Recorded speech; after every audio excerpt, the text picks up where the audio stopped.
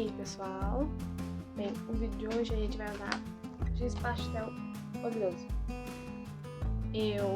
Lembra que eu te falei que eu tinha comprado mais coisas? Então, eu comprei essas duas caixas aqui. Essa aqui é a edição normal, giz pastel oleoso da Pentel, a caixa de 50 cores. E essa aqui, se eu não me engano, é uma edição especial, que vem com os tons metálicos e os tons fluorescentes. Assim, serviu mais no tempo pra repor tons que eu já vi que eu vou usar bastante nessa daqui, do que propriamente dito pelos tons metálicos e fluorescentes. Eles servem pra alguns detalhezinhos, mas eles por si só não interessou muito não. E eu já vou dizer o seguinte sobre o pastel oleoso. Quando eu abri a caixa, subiu um cheiro muito forte de óleo. Parece um pouco no tempo óleo de carro. E eu recebi uns comentários de outro usuário de pastel oleoso lá no TikTok, que ele disse que todos os pastéis que ele comprou não tem cheiro. Ou o problema está nas caixas que eu recebi, as duas soltaram esse cheiro de óleo forte. E aí tem um problema com o lote. Ou o meu nariz é muito sensível, ou o nariz não tem meu e da minha irmã é muito sensível, porque tanto eu quanto ela sentimos o mesmo cheiro forte de óleo. E aí eu acho que ele ou ele também não sente muito esse cheiro, ou o fato não entendi que realmente o meu giz está cheirando muito forte. Mas aí eu vi outros comentários de outras pessoas dizendo que sim, o pastel oleoso tem sim um cheiro, só que eu acho que não é um cheiro tão forte quanto o que eu senti. E é bem fácil que seja por minha causa e para minha irmã, que a gente tem um cara um pouco mais sensível. E eu, principalmente, cheiro não me incomoda muito, cheiro forte. Eu fiquei, até com um pouco de dor de cabeça e um pouco enjoada, não tem depois, porque eu estive no tempo com a janela fechada e eu basicamente fiquei em cima, não tem assim, dos olhos quando eu abri eles pela primeira vez para eu poder fazer os swatches. Eu vou mostrar aqui como é que tá as cores. Essa aqui é as cores no Tendar, que tem a edição especial. Essa e esses daqui são a edição especial. Eles já vão servir muito tempo pra misturar. Olha, eu acho que tá dando pra ver na câmera, não tem tom metálico dos últimos dois aqui. O prateado e o dourado são os que mais brilham com relação aos outros. E aqui os fluorescentes. Eu gostei mais no tem dos fluorescentes no sentido do azul e do rosa, que eles servem muito bem para mistura. E não tem as cores, que vão servir mais para reposição da caixa de 50, normal. E essa aqui, a da caixa de 50. Sai. Aqui. A da caixa de 50. Apesar de ter muitas cores boas, eu acho que faltou roxo e faltou um marrom bem mais escuro. Ok, eu experimentei as misturas, então sei que vai dar pra conseguir mais tons com esse material. No desenho que vocês vão ver Speed Paint, que eu fiz em live no TikTok, eu tô começando a fazer live no TikTok. Na minha segunda live eu fiz o processo da pele, do cabelo e das cores. E no cabelo eu fiz mistura para conseguir um tom de azul bem mais escuro, misturando os azuis escuros com laranja. Eu consegui novos tons com ele. Na mistura da pele também eu consegui outros tons de marrom e bege que não tem na caixa. Nas flores também são bons que não tem na caixa. E nas folhas, no fundo, na blusa, eu também consegui, porque dá para fazer excelentes misturas. Aí eu vou falar mais um pouco de como é que foi o processo e tem na hora quando der o Speed Paint. Então, eu vou pedir que vocês se inscrevam, compartilhem, comente, dê like, na ordem que você preferir, para que a gente possa prosseguir com o vídeo. Então, bora lá! Agora eu fico em dúvida se eu falo logo no texto sobre a minha experiência de live ou sobre a minha experiência no tempo pintando com o giz pastel. Mas de toda forma, o giz pastel não tem na primeira vez que eu fui esfregando ele no papel para colorir. Foi bem distinto do que quando eu tava fazendo swatch. Swatch, eu só peguei, fui lá e pintei uma bolinha.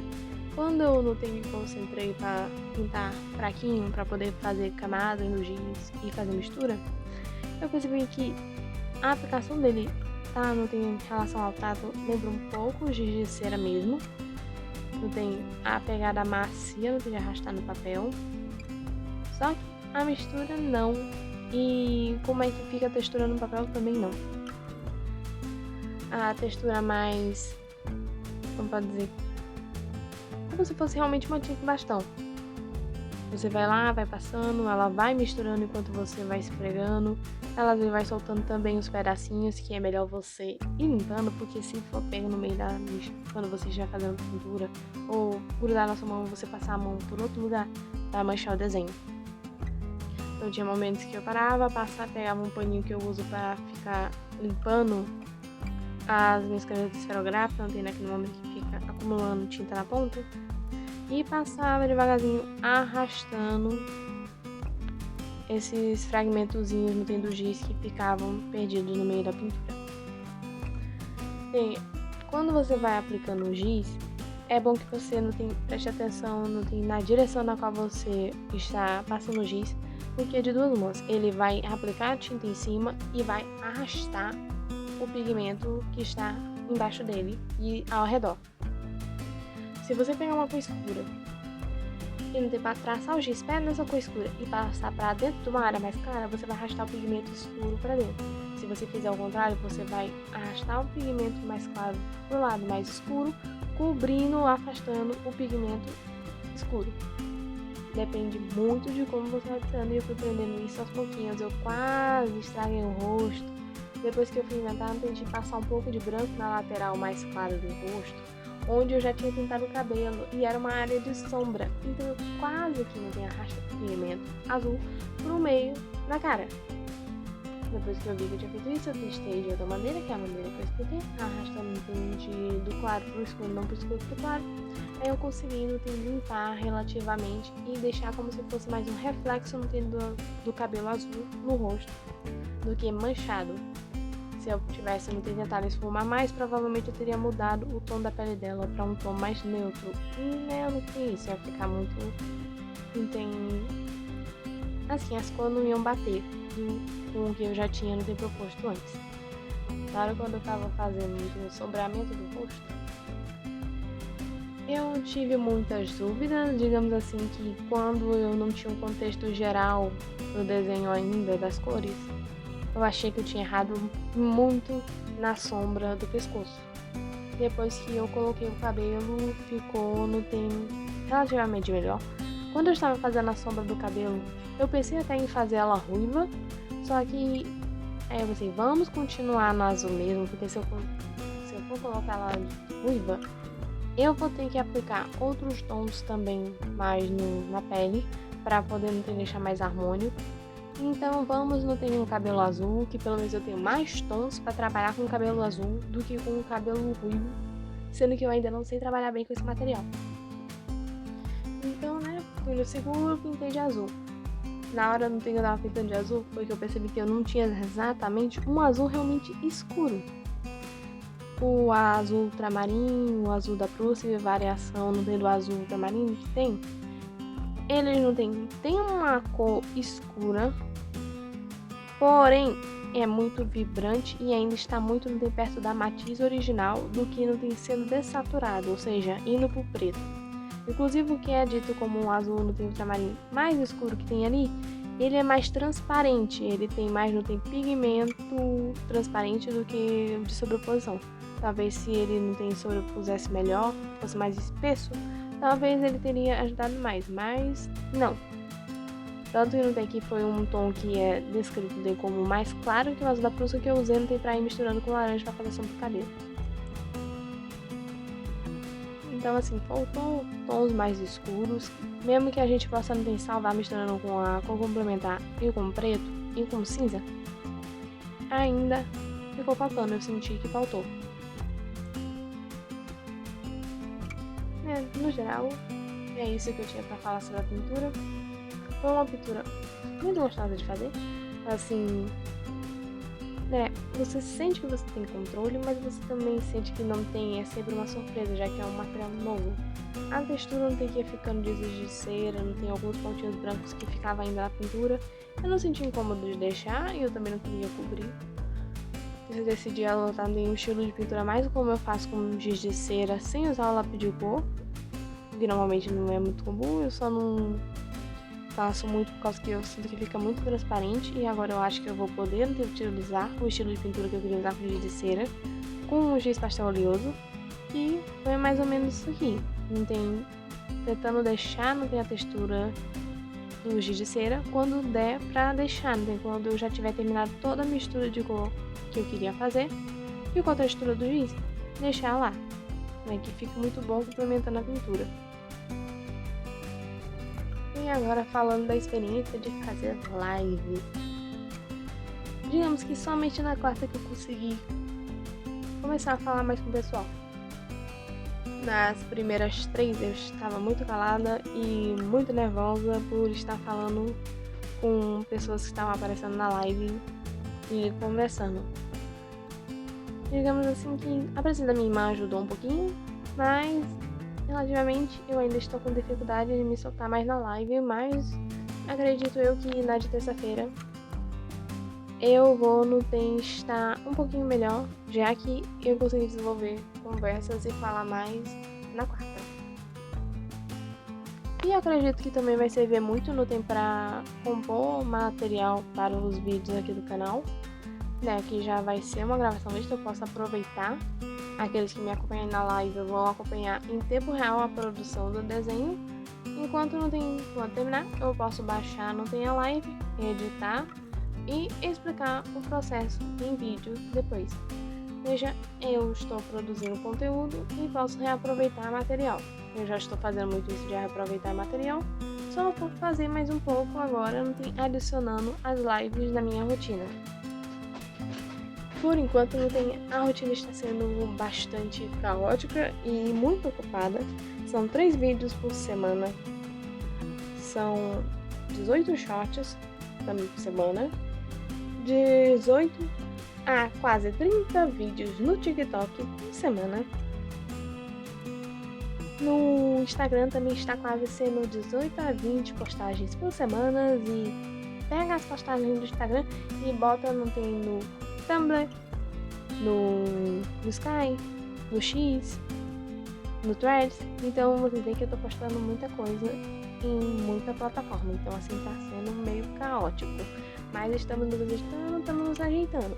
Em janeiro eu vou diminuir um pouco, não tem a produção de conteúdo, mesmo que não vai faltar nada. Eu estou simplesmente me empenhando a trazer bastante material aqui no final de ano, pois, né, como é muito... Como é que fala? O YouTube continua mandando os teus vídeos, apesar não tem de você já ter terminado com ele. Então, vamos trabalhar, não tem bastante dezembro pra gente poder, não tem folgar, não tem quando der janeiro. Então, eu espero que vocês me acompanhem nesse processo de crescer esse canal e que vocês gostem bastante no tempo dos conteúdos que eu estou trazendo aqui.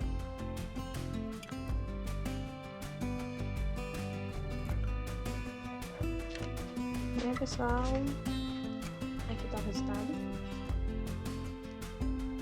Ele é uma coisa que vai ficar sobre o giz, não tem aquele ainda, fica soltando um pouco de pigmento depois. Tá tudo pra ver. Soltando um pouco de pigmento depois. Não vai ser muito problema, mas aí eu vou ficar colocando em folhas pra ficar protegendo, porque eu esqueci de pôr em algum momento e acabo transferindo um pouco aqui pro outro lado do cabelo. Transferiu. O melhor que vai ser sempre colocar uma folhinha de proteção.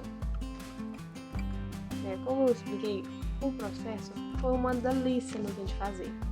Eu senti como se eu estivesse realmente pintando com giz de cera, a sensação de pintar com giz de cera, o tato, depois no tempo que foi passando o tempo, o cheiro foi ficando menos forte, então enquanto tem quase a mesma sensação de pintar com giz de cera com relação a toda a experiência sensorial. Então eu gostei bastante, eu vou usar bastante. Eu percebi que não vai gastar tão rápido como eu achei que iria, não tem quando eu vi o tamanho do giz. Eu não sei se acontece isso com vocês, não tem como é que... É a percepção de vocês também das coisas. Mas todos os vídeos que eu vi, o giz parecia relativamente maior do que os que eu tenho. E eu vou explicar isso da seguinte maneira, simplesmente segurando um para vocês. O giz parece relativamente maior na mão dos outros. Na minha mão, fica assim. Na mão dos outros, eu tenho certeza, eu tenho uma percepção muito, assim, concreta de que esse giz é maior do que ele é bem aqui na minha mão. As caixas pra mim já foi uma surpresa, porque na caixa de todo mundo, eles segurando assim, as mãos deles normalmente ficam por aqui. Na minha mão, olha aqui o tamanho da minha mão em relação à caixa. Eu sei que eu tenho uma mão grande, eu já testei o tamanho da minha mão com a mão de muita pessoa, a mão de rapazes, de garotos da minha idade, garotos mais velhos que eu. Olha, minha mão é um pouco maior do que a mão do meu pai, por causa que os meus dedos são mais longos. A relação da palma, a palma do meu pai é maior, mas a relação do total da minha mão, por causa dos meus dedos, que são mais longos, minha mão fica maior, exceto pelo dedão. Minha mão inteira é maior do que a mão do meu pai. E a mão de todo mundo. Tinha uma amiga que era bem mais alta que eu, meia cabeça mais alta que eu, e a mão dela tava bem aqui da minha mão. Ficava bem aqui, ó, a mão dela. Então, eu tenho uma mão grande, não tem, quando eu vejo material na mão dos outros, eu já tenho que criar uma expectativa de que provavelmente na minha mão vai ser um pouco menor, o material vai ser um pouco menor do que está sendo mostrado pra mim, por causa da mão gigantesca que eu tenho, o que significa também que eu tenho uma cabeçona, né? Convenhamos, a relação não tem de tamanho e proporção, não tem das partes do corpo, é o seguinte, sola do pé e palmo e o tamanho da mão relativamente não tem o tamanho da tua cara. Aí, ó, tamanho da mão, tamanho do meu rosto. Mesma coisa, tem solado do pé, pra ser, não tem do tamanho aqui do seu antebraço. Esse aqui é o braço. Dessa parte aqui, ó, dessa parte aqui não tem normalmente o tamanho do seu pé. E eu já confirmei várias vezes e é realmente esse aqui o tamanho do meu pé. Eu tenho um pé grande. Né? Conclusão do vídeo, eu adorei o material. Gostei muito de utilizar. O cheiro de primeiro momento irritou bastante. Deu dor de cabeça, deu um pouco de enjoo, mas não tem... A caixa agora estando aberta, o cheiro vai saindo. Ou seja, o cheiro tá mais fraco depois de uma semana de aberto. Não tá tão aquele cheiro de óleo de motor como tava primeiramente. E foi ruim mesmo por causa que foram 2 caixas que eu abri no mesmo dia e estavam as duas juntas na minha cara. Então, piorou um pouquinho o cheiro. Pretendo trazer mais conteúdo sobre o giz pastel de osso, não ensinando, porque primeiramente eu vou ter que aprender, mas sim mostrando o meu processo de utilizá-lo nas minhas criações. Vou usar muito ele no Tem Técnica Mista, obviamente não como base, mas sim por cima de outros materiais como guache, aquarela, os marcadores acrílicos, os marcadores a água e assim por diante. O próximo vídeo, cadê a minha? O próximo vídeo vai ser colorido com a aquarela da Pentel de 24 cores. Eu vou mostrar tem as cores que vem nela, a mais do que a minha aquarela de 18 cores. Eu já mostrei ela aqui no canal, é um vídeo bem antigo, sinceramente eu não gostaria muito se fosse lá assistir, né, porque não falava bem não, até agora não, mas estou melhorando. E a pintura não tem que focar principalmente nas cores novas que veio na aquarela. Nessa aquarela eu achava que ia vir um roxo mais forte, não veio não. Assim faltou, veio laranja que volta nas caixas mais básicas, né, também. Veio também mais um marrom, coisa que faltou, veio também mais um vermelho. Assim vocês vão ver no vídeo, não tem de quinta-feira, como é que ficou, não tem isso das cores novas na aquarela de 24 cores da Pentel. Então, é tudo pelo vídeo de hoje. Eu espero que vocês tenham gostado. Eu espero ver alguém que está vendo agora o vídeo na live de terça-feira. A live vai acontecer no TikTok às 3 da tarde.